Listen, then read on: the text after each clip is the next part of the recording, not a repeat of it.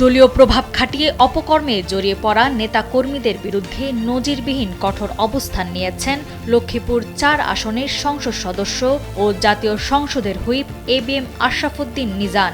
ঘরের ভেতরের অপরাধ দমনে কোনো আপোষ না করে নিজের দলেরই শতাধিক নেতাকর্মীর বিরুদ্ধে 4টি মামলা দায়ের করেছেন।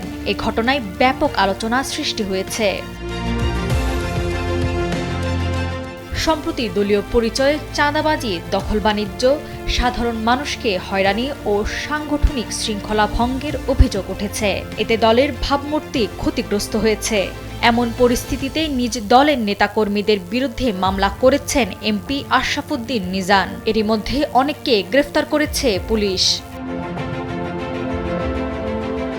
সাধারণ মানুষের ভাষ্য, অতীতে ক্ষমতাসীনদের ছত্রছায়ায় এসব অপকর্ম নিয়ে কেউ মুখ খুলতে সাহস না পেলেও এবার ভিন্ন চিত্র দেখা যাচ্ছে।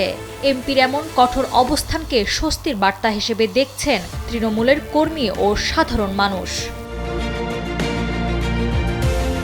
স্থানীয় নেতারা জানান, দলীয় নির্দেশনা অমান্য করে সহিংসতা, চাঁদাবাজি ও অস্ত্র মহড়ায় জড়িত হওয়ার অভিযোগে গত 16 ফেব্রুয়ারি রামগতিতে বিএনপির 26 নেতাকর্মীর বিরুদ্ধে 2টি মামলা করা হয়েছে।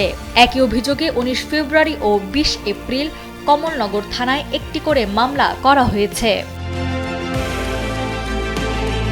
তৃণমূল বিএনপি নেতাকর্মীরা জানান, দলের ভেতরে শুদ্ধি অভিযান শুরু হওয়ায় এখন সবাই সতর্ক।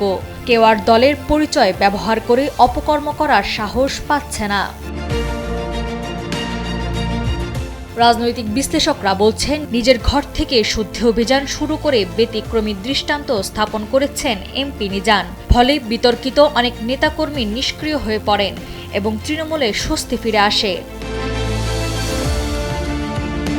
এই বিষয়ে ABM আশরাফুদ্দিন নিজান জানান, বিএনপি একটি সুশৃঙ্খল দল। যারা চাঁদাবাজি, সন্ত্রাসী ও সাধারণ মানুষের ওপর নির্যাতনে লিপ্ত হবে তাদের বিরুদ্ধে দল ও প্রশাসন কঠোর হবে। নাওয়ার সালসাবিল দুর্দানা, সময়ের আলো।